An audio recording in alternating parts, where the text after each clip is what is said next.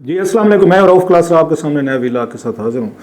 आज prime minister of Pakistan जो है शहबाज शरीफ साहब, उन्होंने कौम से खिताब किया। बड़ा रेयर होता है, आपको पता है आजकल खिताब वगैरह किया जाता है। खान साहब के दौर में एक अच्छी चीज़ ये थी कि वो तकरीबन मतलब रेगुलर बुनियादों पर वो कौम से खिताब करते रहते थे, या किसी तकरीब में चला गया वहाँ से तकरीर आएगी। एक आध दफ़ा आपको याद होगा रात के 1:30-2 बजे भी खान साहब ने तकरीर की थी। उससे पहले प्राइम मिनिस्टर गिलानी साहब को मुझे याद पड़ती है, जब उन्होंने जनरल कियानी को एक्सटेंशन देनी थी, उन्होंने भी रात को उन्होंने तकरीर की थी। और यहाँ पे हमारे यहाँ ये देखा गया शहबाज शरीफ साहब या नवाज शरीफ साहब कौम से कम ये तकरीरें करते हैं, और मीडिया से ज़रा जो मेरी अपनी रीडिंग इनके बारे में, मीडिया से वो दूर रहते थे। अगर मिलते भी हैं तो उन्हीं लोगों से जिन पे ट्रस्ट करते हैं। ये हमारे पॉलिटिशियन प्राइम मिनिस्टर होना, जो ये इनका एक स्टाइल है कि उन्हीं लोगों से मिलना है जो आपके ट्रस्ट वर्दी, आपके जर्नलिस्ट हैं या एंकर हैं। कोई ऐसी बदतमीज़ी, कोई गुस्ताखाना सवाल ना पूछ लिया जाए, तो लिहाजा केयरफुली एक लिस्ट बनाई जाती है।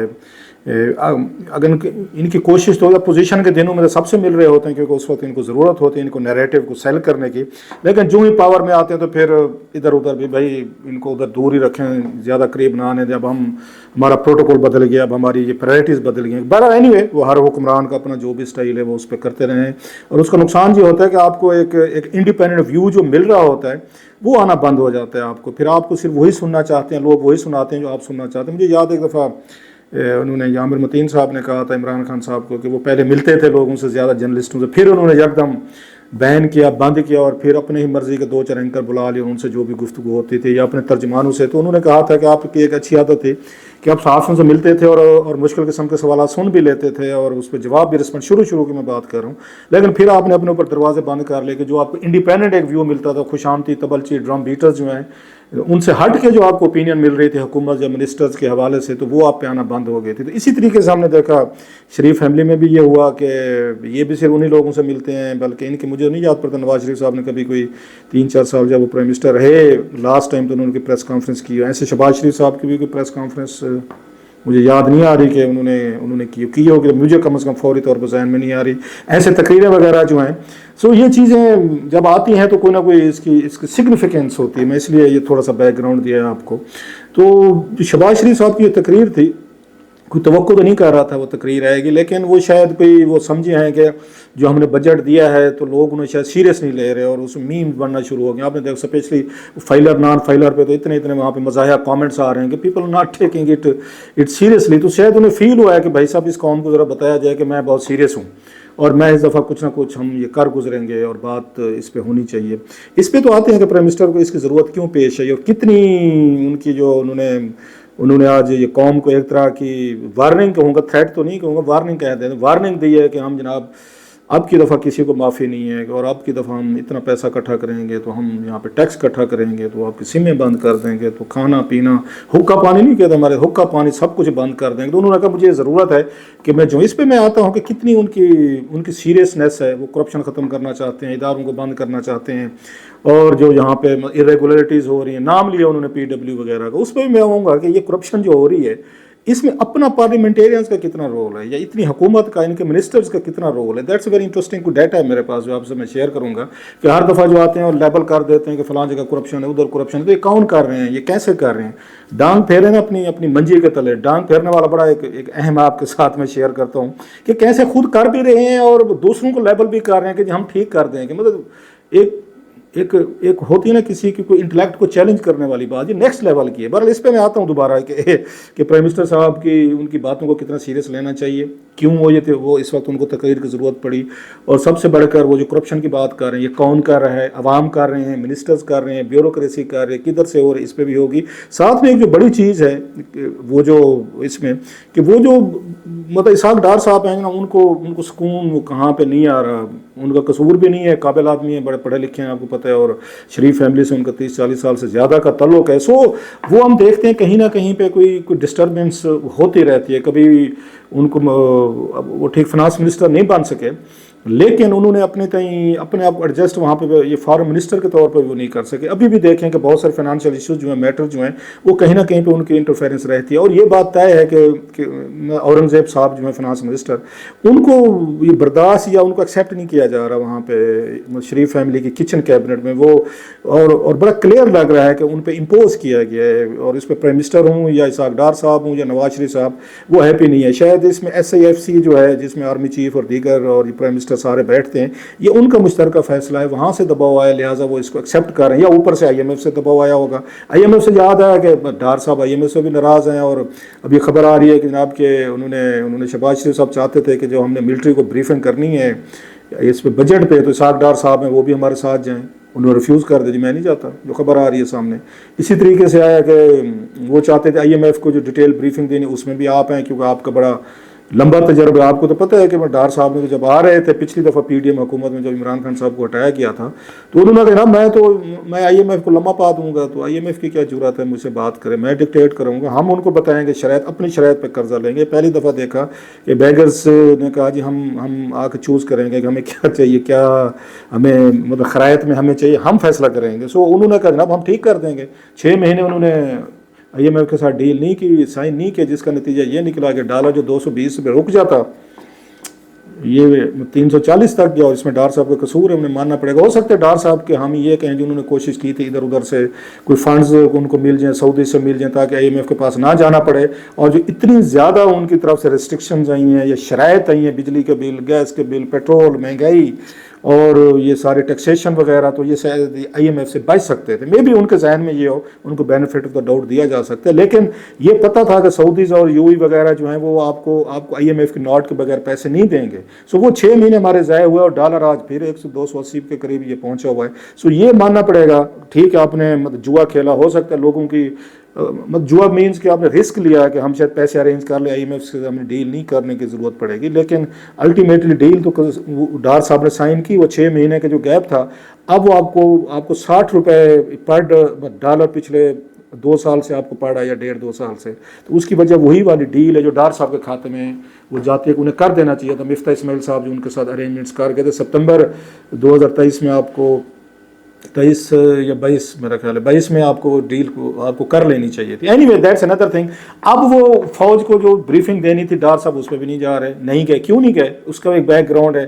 Before a come to the اس کی طرف جاؤں میں شہباز شریف صاحب کی کہ اتنی تقریر کی, ان کو اپنی ٹون کو, اپنے وہ لہجے کو, جو وارننگ کی کیوں ضرورت پیش ہے, اور کیا اپنے پہلے منجی, وہ کہتا منجی تلے ڈانگ پھیرنا, وہ پھیریں گے, یا لوگوں کو سارا یہ ٹائٹ کیا جائے گا اور ان کے لیے ساری مہنگائی, سارا خرچہ, سارے پیسے جو ہیں نا وہ آپ کو ان سے نکلوائیں گے. ٹھیک ہے, مطلب ملک ٹیکس کے بغیر نہیں چلتے, ہم بھی دیتے ہیں, سارے دیتے ہیں, سب سیلریڈ کلاس تو سب سے زیادہ ماری گئی. ہمارے پاس آپشن ہی کوئی نہیں ہے کہ مطلب ہمارے تو ایٹ سورس ہماری ڈیڈکشن ہوتی ہے, ہمیں تو ہمارے کنٹریکٹ, ہماری تنخواہیں, everything is known, the date is with FBR. So ہم تو یہ بھی نہیں کہہ سکتے نہیں جی ہم نے 10 روپے کمائے تو وہ کہ جی 20 کمائے.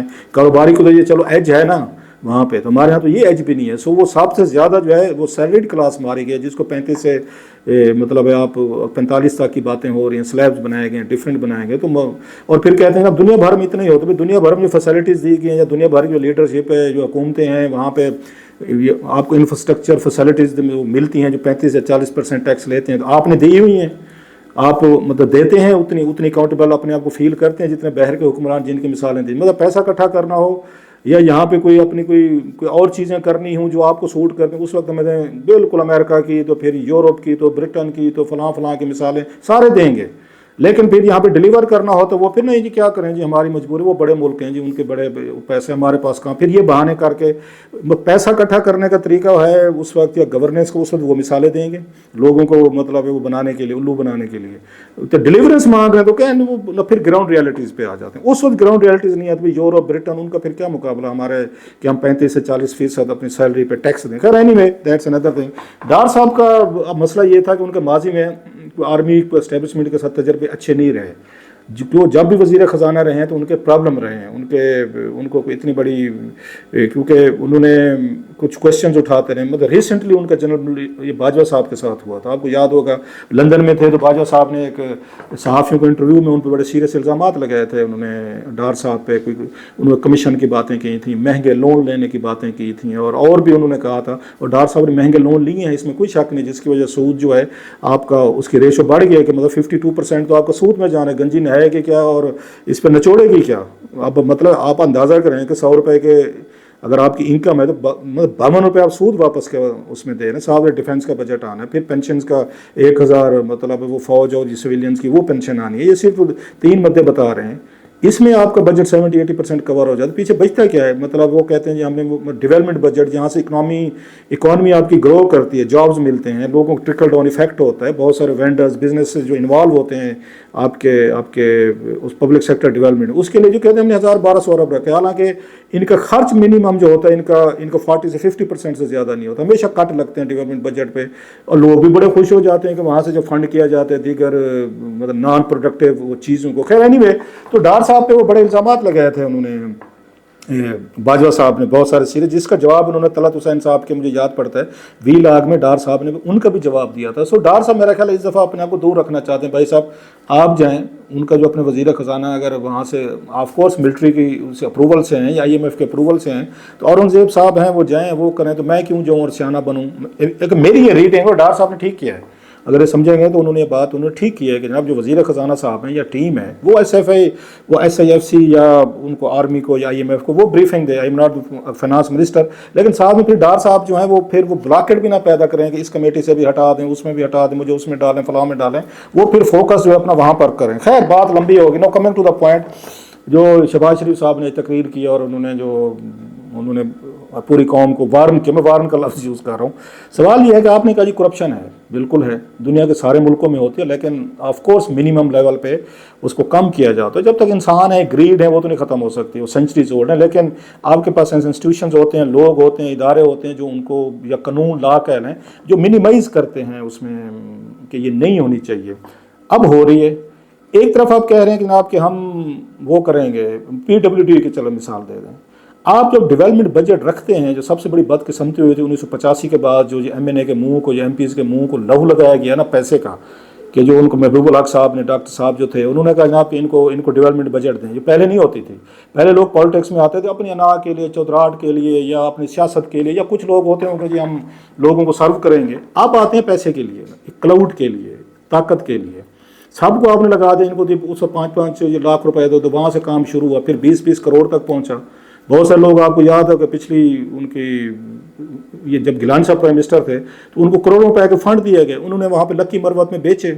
KP میں انہوں نے کہا آپ کو واٹر پلانٹ دینا ہے، ہم نے ایک وہاں پہ 10-12 لاکھ روپے کا لگا کے 1-1 کروڑ روپیہ دیا گیا. باقی انہوں نے وہاں پہ ان کو بیچے. 20 سے 25% آپ کے MNA سینیٹرز لے رہے تھے. پنجاب کی وجہ انہوں نے وہاں پہ لگائے. یہ بہت بڑا بزنس تھا، یہ اسکینڈل بریک کیا ہوا ہے ماضی میں. تو آپ کے MNA تو خود پیسے بنا، میں سب کی نہیں بات کر رہا، بہت سارے اچھے بھی ہیں، ایماندار بھی ہیں، لیکن آپ کی اکثریت تو یہ کچھ کر رہی تھی. تو آپ کے MNA جب وہاں سے سینیٹر جو ہیں وہ فنڈ اپنے بیچیں گے KPK میں، اور 20 سے 25% وہاں ٹھیکیدار سے لیں گے، 2-4 لاکھ روپے کا وہاں پہ نلکا یا کوئی لگا کے شو کر کے آپ باقی مال آپس میں بیوروکریسی اور آپ کے MNAs کھا جائیں گے، منسٹر بھی لیں گے. تو پھر آپ کس منہ سے کسی کو کہیں گے کرپشن ہو رہی ہے؟ ابھی بھی جو آپ بجٹ دے رہے ہیں ترقیاتی فنڈز کا، میں صرف ایک ہی فوکس کر رہا ہوں، باقی چیزوں میں تھوڑی دیر پہ چھوڑ دیتے ہیں. تو آپ رستہ تو خود کھولتے ہیں کرپشن کا. PWD جو ہے، یا آپ کا ڈسٹرکٹ لیول ڈپٹی کمشنر وغیرہ جو ہیں، ان کو تو پہلے سے بتا دیا جاتا ہے کہ یہ فلاں بندہ 5 کروڑ روپے کا MNA MP فنڈ لے کر آ رہا ہے، تو اسی کی مرضی کے ٹھیکیدار جو ہوتے ہیں انہیں کو ٹھیکہ دینا ہوتا ہے. انہوں نے آگے سے پراکسی بنائی ہوئی ہیں، انہوں نے کمپنیاں بنا لی ہیں، ٹھیکیدار اپنے رکھ لیے ہیں، چاچا بھتیجا ماما یا کوئی فرنٹ مین کھول کے ان کے ذریعے وہ پیسے بناتے ہیں، 20-30% یا وٹ ایور جو بھی اماؤنٹ آ رہی ہوتی ہے. سو رستہ تو آپ نے خود دیا ہوا ہے. ایک مطلب پچھلی دفعہ جب نواز شریف صاحب کی حکومت تھی، کیپٹن صفدر صاحب کو انہوں نے 25,000 روپیہ دیا ہو، تو وہ اس فنڈ کے وہ کنوینر تھے، وہ بیٹھ کے ڈیسائیڈ کر رہے تھے کس MNA کو کتنا دینا ہے. تو کیا اس کا کیا مطلب ہے؟ یہ میں صرف سمپل آپ کو مثال دے رہا ہوں. تو وہاں سے تو رستہ آپ کو یہ پہلے سے ہی طے ہو جاتا ہے کہ 20 سے 25% اس کو جا رہا ہے آپ کے MNA، یا میں پھر کہہ رہا ہوں سب کی نہیں بات کر رہا، 20 سے 25% تو آپ مطلب پہلے دن سے دے رہے ہیں، MNA کو دے رہے ہیں کہ جی الیکشن کا خرچہ پورا کرے. آگے بیوروکریسی پھر 20-25 لیتے، 20-25 افسران نے بھی لینا ہوتا ہے آپس میں بیٹھ کے ڈویژن، بچ جاتا ہے آپ کا مطلب 40 یا 50%. یہ بڑی اماؤنٹ ہے، 40-50% بھی لگ جائے. پھر معیار اس کا کوالٹی کا معیار خراب ہوتا ہے ڈیولپمنٹ کا، سڑک بنتے ہیں 1 مہینے بعد ٹوٹ کے شکار ہو جاتے، پل بنتے ہیں وہ گر جاتے ہیں.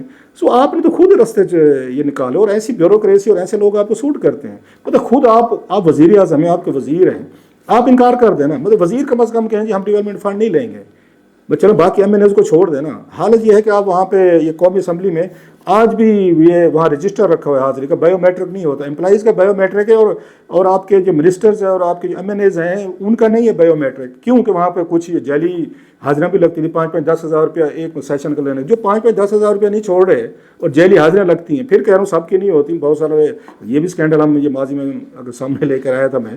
तो फिर उसके बाद अब किसको वो कर रहे हैं, जब पैसे नहीं है फलां नहीं, आप पे खुद बहुत बड़े इल्ज़ामात लगते हैं, प्राइम मिनिस्टर पे लगते रहे, आपके वजीरों पे लगते रहे, मान लिया कि आप सारे बेगुनाह निकले, लेकिन आम आदमी तो ये देखते हैं कि अगर वज़ीर आज़म और उनके लोगों को कोई कुछ नहीं कहता, हमें भी कुछ नहीं कहेगा। सिर्फ एक एस्पेक्ट पे मैंने आज बात की, हालांकि उनकी तकरीर में और भी बहुत सारी चीज़ें जिन पे बात हो रही है। बहरहाल आज इसी को थोड़े को क्या कहते हैं, ये बहुत जाने, फिर इस पे फिर बात करेंगे कि जनाब ये कितने सीरियस हैं करप्शन ख़त्म करने में और ये टैक्स इकट्ठे करने में, या इनके अपना डाटा दें कि कौन कितना टैक्स दे रहा है। आप हैरान होंगे कि जनाब ये तो लगता है कि जनाब अपने अल्ले तल्ले वगैरह हैं, अपनी कहीं पे कोई नज़र ही नहीं आ रहा आपको कि अपनी कुछ याशियाँ, कोई अपने प्रोटोकॉल, अपनी सारी चीज़ें काम करनी है, बस लोगों को भाषण देने दिए रखें सर। इससे जो भी हो सकता है कि जनाब ये भाषण किसी काम आ जाए हुक्मरानों के।